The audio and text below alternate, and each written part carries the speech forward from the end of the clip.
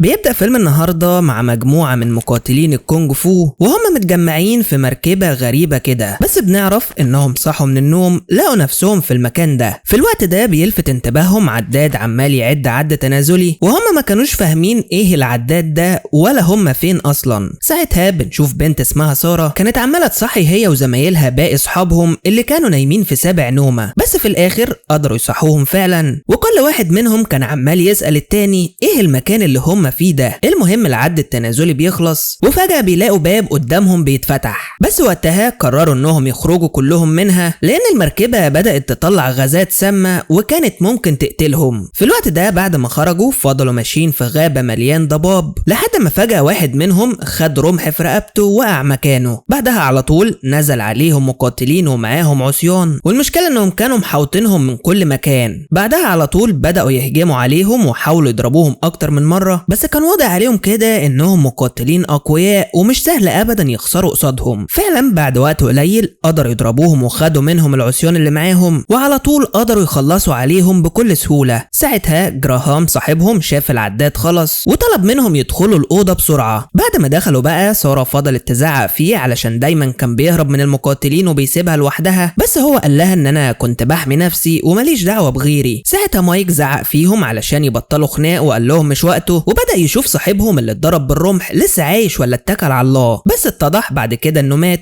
وساعتها أليكس فضل يعيط ويدبدب على الباب علشان يخرج وما كانش طايق يشوف اي حد فيهم. بعدها قال لنفسه هو انا عملت ايه في حياتي علشان انا وجراهام نبقى في مكان واحد. ساعتها بقى سارة عرفت ان جراهام يبقى ممثل سينمائي مشهور وكمان لاعب كونج فو بس موقوف، فرد عليها وقال لها هو انت بقى سارة بطلة وزن الريشة؟ ساعتها اول ما مولي سمعت كده سلمت على سارة وقالت لها انها اسطورة وكانت دايما بتتفرج على القتالات بتاعتها. بس أليكس قال لهم انتوا ليكوا نفس تسلموا على بعض وبتعملوا كده واحنا معانا واحد ميت. ساعتها مايك مسكه وقال له اهدى شوية كده، احنا كلنا في مركب واحدة ولو غرقت هنغرق معاك مش هنسيبك. المهم بعد ما العداد خلص مايك قال لهم احنا لازم نتحد ونبقى مجموعة واحدة ونساعد بعض علشان نوصل للآخر بخير. في الوقت ده بيتفتح باب أوضة وندهوا على أليكس ودخل الأوضة، ومايك ساعتها كان هيدخل وراه بس اتكهرب في رجله وفضل يتوجع من الألم. بعدها قام وبص على رجله لقى فيها سوار وما قدرش يخلعوا منها، واتضح بعد كده ان كلهم عندهم نفس السوار في رجلهم علشان اول ما يغشوا او يخالفوا القواعد هيتكهربوا على طول. بعد ما العداد وقف تاني ندهوا على مايك ودخل الأوضة، بس بيتفاجئ لما بيشوف قدامه 5 مقاتلين وكانوا ماسكين فرمانش كده في ايديهم. على طول بقى بدأوا يهجموا عليه برضه وبدأوا يضربوه بالفرمانش اللي معاهم ده، بس مايك كان مقاتل جامد جدا وقدر يخلص عليهم واحد ورا التاني بعد ما اخد الفرمانش من واحد فيهم ونزل فيهم ضرب كلهم لحد ما خلص عليهم. بس التانيين ما سكتوش طبعا وقاموا مرة تانية، والمرة دي كمان النور اتطفى عليهم، وساعتها فكروا انهم كده هيقدروا ينتصروا عليه. بس مايك كان جامد جدا وخد فرمانش متعلق في الحيطة وقدر يخلص عليهم في ثواني. في الوقت ده كان الدور جه على مولي وقدرت هي كمان تخلص عليهم ودخلت بعد كده مع مايك، ومن بعدها على طول جراهام وبرضه قدر يعدي منهم. في الاخر بقى جه الدور على اخر واحدة وهي سارة، ولو مستنين اقولك انها كسبت فاحب اقولك ان انت صح، هي فعلا قدرت تتغلب عليهم برضه وتجمعوا للمرة التانية مع بعض. بس أليكس ما كانش معاهم وفضلوا يسألوا يا ترى هو راح فين ومحدش كان يعرف مكانه. في الوقت ده وصل واحد اسمه أريك لمكان كده شبه فندق على البحر، وفي نفس الوقت كان مايك والباقي قعدوا وحطوا ايديهم على خدهم. فمايك قال لهم انه في الوقت اللي هم فيه ده لازم يركزوا على الراحة علشان اجسامهم تشفى بسرعة ويستعدوا للمرحلة الجاية اللي هم مش عارفين عنها اي حاجة. ساعتها جراهام قال له انت مش كنت جندي سابق في القوات الخاصة البريطانية، المفروض تكون عارف ازاي تتصرف في المواقف اللي زي دي. فرد عليه وقال له انا ما اقدرش اقول لك غير اننا لازم نتحد مع بعض علشان نقدر نواجه اللي جاي. المهم بعدها ادالهم كيس الدم علشان اكيد هيحتاجوه لو اتصابوا ولا حاجة. في نفس الوقت كان في كده واحد عمال يراقب تحركاتهم وبنعرف ان ده الشخص اللي كان بيتحكم في اللي هم فيه دلوقتي. المهم بعد شوية الراجل ده قابل إيريك اللي شفناه من شوية، وبيتضح بعد كده ان اسمه كالفين واللي بياخد إيريك معاه في جولة في الجزيرة بتاعته. وبعدها قال له انا بكرة محضر لك مفاجأة جامدة. واثناء ما كانوا بيتغدوا كالفين قال له انا مضطر امشي علشان الشغل بتاعي، فإيريك قال له انا عارف انك مشغول ووراك اشغال كتير وانا هاكل وهبحصلك.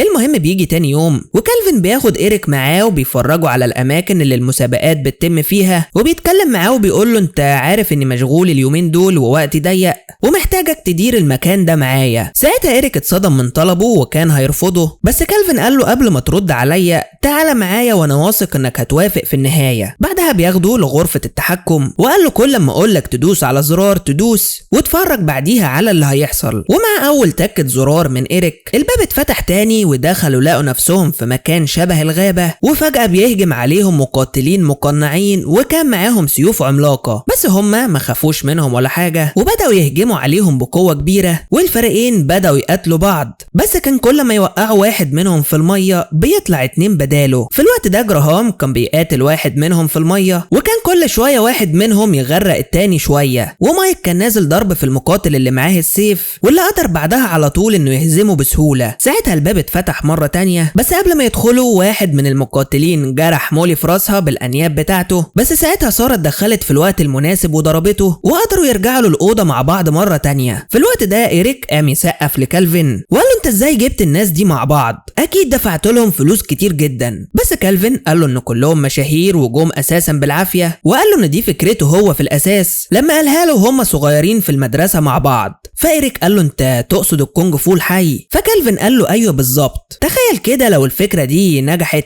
احنا هنكسب فلوس كتير جدا من وراها. المهم بنرجع لمايك اللي اول ما شاف الجرح بتاع مولي بدأ يعالجها، بس مولي كانت عماله تتألم بشده وكانت بتعيط من كتر الألم. بس مايك عرفها ان الجرح صغير بس هو مشكلته انه عميق شويه، بس طمنها يعني ان الجروح دي سهله وبتصحى بسرعه. في نفس التوقيت ده كالفين اخد إيريك وفرجه على المكان من فوق علشان ياخد فكره عن المسابقه، بس إيريك كان متردد شويه وقال له اشمعنى انا اللي اخترتني بعيدا عن صداقتنا؟ فكالفين قال له ان مش محتاج منك غير انك تدير المكان، وانت دلوقتي ما عندكش لا عيله ولا اطفال ولا اي مسؤوليات وفاضي طول الوقت، علشان كده ما عندكش اي حاجه يعني علشان ترفض. بس ساعتها إيريك قال له انا عمري ما عملت حاجه بنفسي في حياتي، بص لنفسك كده، انت راجل ناجح وغني وانا خايف ابوظ لك كل اللي انت تعبت فيه ده. بس كالفين قال له انت مش فاشل زي ما انت فاكر، انت بس ما جربتش تخاطر علشان تنجح، والفرصه جات لك اهي يا سيدي لحد عندك. بعد شويه بتفوق مولي اخيرا، وفي الوقت ده مايك قال لهم ان هما الثلاثه لازم يحموا مولي من اي خطر علشان تكمل معاهم. بس جراهام زي عادته ما بيقولش كلمه كويسه ابدا، وقال لهم انها كده ممكن تعطلهم لو عملوا اللي بيقول عليه ده. بس مايك قال له احنا بقينا فريق دلوقتي ومولي جزء منه وواجب علينا نساعدها. فسألهم بعدها انتوا عندكم عيال ولا لا؟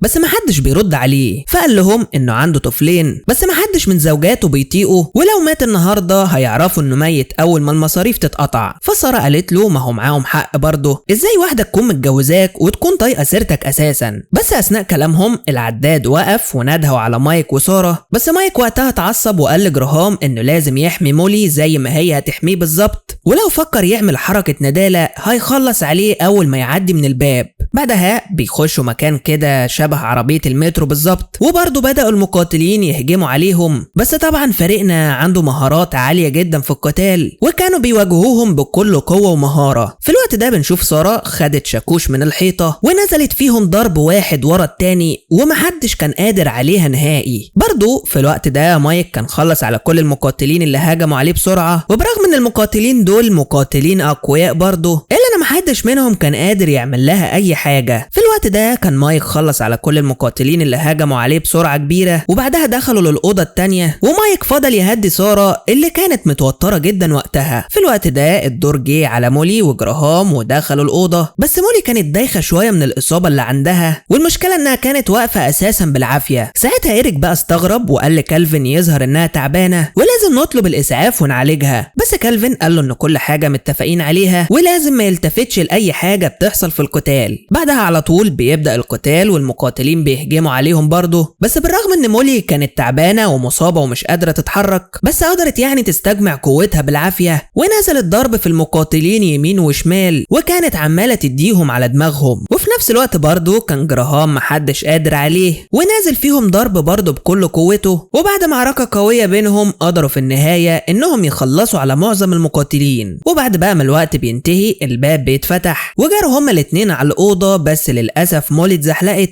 والمقاتلين فضلوا يسحبوها لحد ما الباب اتقفل عليها، وللأسف بيطعنوها بالسكينة وبتموت. في الوقت ده إيريك اتصدم جدا وقال له هي مش بتتحرك ليه؟ فكالفين قال له أظن إنك عارف السبب كويس، وقال له بعد كده أنا نفذت نفس فكرتك بالظبط، بس ضفت عليها حاجة تخليها ممتعة أكتر، وهي إني خليتها حقيقية 100%. ساعتها إيريك كان مرعوب من اللي شافه وسأله طب لو أنا رفضت إن أكمل؟ فكالفين قال له تقدر تمشي في أي وقت، بس خليك فاكر إن كنت هديلك 20,000 دولار في الأسبوع، بس لو أنت مصمم امشي براحتك وما تخافش، أنا مش هبعت حد من رجالتي يجيبك تاني ويضايقك. في الوقت ده مايك كان متعصب جدا على جراهام وقال له ان هي ماتت بسببه وفضل يضرب فيه، بس قال له انت كنت عاوزني اعمل ايه؟ المقاتلين كانوا ورانا وتفتكر اننا لو عدينا من ده كله هنفضل عايشين برضه زي ما انت فاكر؟ بس مايك قال له انا حاسس انك ليك علاقه باللي بيحصل ده ومخبي جواك. ساعتها سارة قالت له ان كلامك صح، وسالته ازاي عرف مكان الباب اللي المفروض نخرج منه لو كنا في الغابه، فقال لها انه شاف ضوء خارج منه، بس مايك هدده ان لو ما اتكلمش وقال الحقيقه مش هيتردد لحظه انه يقتله. ساعتها بقى خاف من تهديده ليه وعرفه ان المسؤول عن اللي بيحصل واحد اسمه كالفين برينس. فسارة سالته يطلع مين كالفين ده، فمايك قال لها انه مقاول عسكري بس راجل معاه فلوس ونفوذ جامدين جدا ويقدر يعمل اي حاجه. فجراهام قال له ان كالفين كان بيتفرج على افلامه في السينما ودعاه للمسابقه، بس عرفه انه في الاول هيكون مشاهد بس مش اكتر ومش هيشارك معاهم، بس طلع بعد كده انه بيضحك عليه وفي آلة مراهنات كبيره مستنيه مين اللي هيفوز فينا علشان توزع الارباح. في الوقت ده بقى كان إيريك لاوي بوزه شبرين كده وحاطط ايده على خده وساكت، بس كالفين قال له ان كل المتسابقين اللي موجودين هنا جايين علشان سبب خاص بيهم. عندك جراهام مثلا جاي علشان عليه ديون، بس إيريك قطعه وقال له ان القتل ده صعب وما ينفعش. فكالفين قال له انا ما قتلتش حد، وكل اللي ماتوا لو كان فيهم واحد يستحق انه يعيش كان ساعد نفسه وفضل عايش. ساعتها سارة كانت بتسأل جراهام ليه العداد وقف فجأة، فعرفها ان القواعد بتتغير مع كل جولة. ساعتها بصت لمايك وقالت له انت مش كنت بتقول هتقتله؟ بس جراهام قاطعها وقال لها انت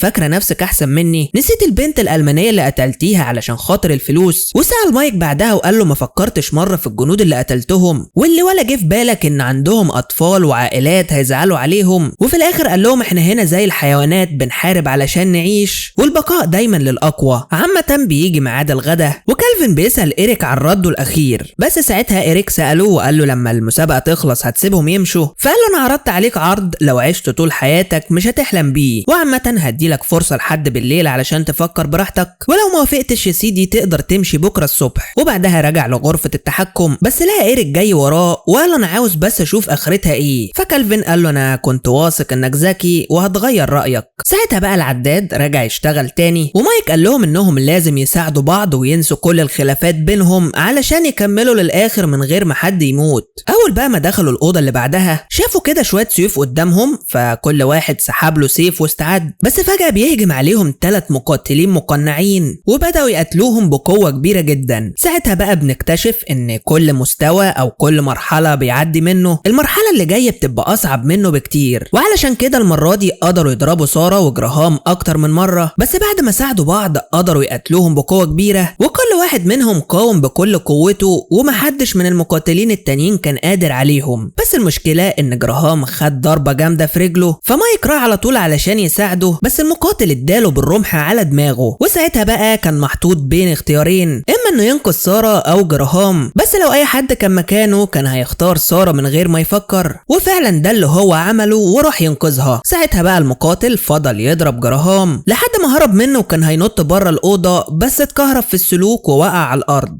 بعدها على طول المقاتل غرز السيف في بطنه واتكل جراهام على الله، بس ساعتها مايك بيطعنه بالرمح وشال بعدها القناع من على وشه، والمفاجأة انها بتطلع بنت وبتطلب منه يساعدهم يوقفوا اللي بيعملوه علشان كلهم محاصرين ومجبرين على القتال. بس وقتها سارة فضلت تشد فيها لحد ما دخلوا الأوضة اللي بعدها. في الوقت ده إيريك كان مستمتع جدا باللي بيحصل، وكالفين قال له انه متوقعش ان جراهام ممكن يوصل للمرحلة دي، وكان فاكره اساسا هيموت من الجولة التانية، بس يلا اهو حصل اخواته. وطلب من إيريك بعدها يجيب لهم العصير والسجاير علشان القتال هيسخن على الاخر، وعرفه انه شايل له مفاجأة هتبهره. في نفس الوقت ده بقى كان مايك خايف ومتوتر جدا، فسارة سألته على اللي البنت قالته، فقال لها ان في حد محاصرهم زينا وعرفها انهم مجبرين على القتال، فقالت له مهما كان لازم نفضل مع بعض للاخر علشان نكتشف كل حاجة. بعدها على طول دخل عليهم جنود مسلحين وفكوا الأسوار من رجليهم ودخلوهم لمكان عامل زي المتاهة كده ومليان ممرات كتير، وعلى طول بدأ يهجم عليهم مقاتلين جداد، وكل مرة كانوا بيخلصوا على واحد منهم كان بيجي اللي بعده ومعاه سلاح جديد. بس عامة في كل مرة كانوا بيخلصوا عليهم بسهولة وكانوا بيواجهوهم بكل قوتهم علشان يقدروا يعدوا من اللي هم فيه ده. المهم بعد ما خلصوا على شوية حلوين منهم دخلوا من ممر تاني ولقوا قدامهم يجي 20 مقاتل بالقائد بتاعهم ومعاهم سيوف بكل الأحجام، وشكلهم كده مش ناويين يموتوا بسهولة زي اخواتهم. بس بقى في الوقت ده إيريك خاف من اللي ممكن يحصل لهم، وساعتها قرر انه يضرب كيلفن على دماغه بالكوباية وفتح للجماعة الباب وقال لهم يخرجوا بسرعة من عندهم. بس ساعتها مايك وسارة كانوا نازلين ضرب فيهم بكل قوتهم، بس عامة قدروا في النهاية انهم يهربوا من الباب. ساعتها إيريك هرب هو كمان، بس كيلفن فاق بعدها وقال له بقى تعمل فيا كده بعد ما وثقت فيك، وطلع يجري وراه. المهم بعدها فضلوا يهربوا من الجنود اللي في الوقت ده كانوا عمالين يجروا في الجزيرة كلها علشان يلاقوهم. بس ساعتها مايك قال لسارة انهم لازم يهربوا من المحيط وهو عارف هيعملوا كده ازاي. في نفس الوقت إيريك وصل عند أوضة صغيرة كده، وأول ما فتحها شاف فيها أليكس وكل المقاتلين اللي اتقتلوا. بس ساعتها كالفين جه من وراه وخدره بالمنديل بتاعه وقال لواحد من رجالته ياخده يحبسه لحد ما يرجع له وهو هيتصرف مع مايك وسارة. في الوقت ده مايك كان مستخبي ورا حيطة هو وسارة، وواحد من الجنود قرب عليه وأول ما شافه ضربه وخد منه المسدس بتاعه. بعدها كملوا جري بأقصى سرعتهم، بس الجنود برضو ما كانوش سايبينهم في حالهم وفضلوا يضربوا عليهم بالنار. والمشكلة بقى ان في رصاصة منهم جت في دراع سارة، فنزلت بسرعة علشان تستخبى هي ومايك، وكملوا هروب لحد ما جندي تاني وصل لمكانهم. وساعتها مايك اضطر انه يعمل نفسه انه بيستسلم ورمى السلاح اللي معاه على الارض. بس التاني اول ما قرب منه سارة ضربته بالرجل، وبعدها مايك كمل عليه وبعدها هربوا بسرعة. بس وقتها مايك بيطلب من سارة انهم بعد ما يخرجوا عاوز يتصور معاها لان بنته كانت بتحبها جدا ودي حاجة هتساعدها اول ما تشوفها. فقالت له يا عم المهم بس نخرج من هنا الاول وهعمل لك اللي انت عاوزه. في الوقت ده كالفين كان راح وراهم ونادى عليهم وقال لهم بتهربوا ليه وانتوا كسبانين؟ بس وقتها هم افتكروه مجنون وسابوه ومشوا. بعد شوية كالفين بيرجع لغرفة التحكم وبدأ يشغل الأجهزة من تاني، وبنعرف ان كان في دفعة تانية من المتسابقين جايين في عربية ومغمى عليهم زي اللي قبليهم بالظبط. بس المفاجأة بقى ان إيريك هو كمان كان معاهم وهيشارك في المسابقة اللي كان معترض عليها في الأول وكان خايف منها. وبيخلص الفيلم على كده. يا رب يكون الملخص عجبكم، وما تنسوش تعملوا لايك للفيديو وتشتركوا في القناة لو أول مرة تشوفونا علشان يوصل لكم كل جديد.